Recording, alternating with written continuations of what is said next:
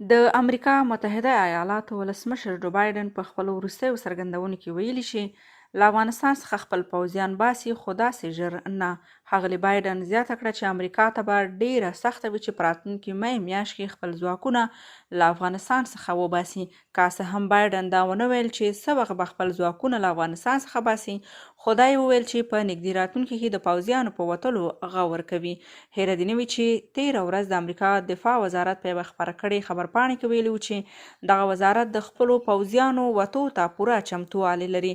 د امریکا د دفاع وزارت ویان جان کیربي ویلي که چیرې د امریکا ولسمشر بایډن وغواړي چې سرتیري وباسي، نو دوی ورته پوره چمتووالی لري.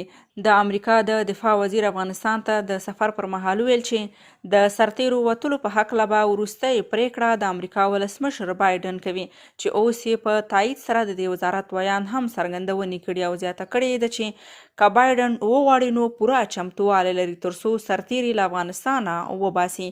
دا څرګندونې پر داسې مهال کېږي چې سپینې ماڼۍ ویلي په افغانستان کې د تاوتریخوالي زیاتی د سولې په وړاندې خنډونه رامنځته کولی شي او باید داسې ونه اوسي.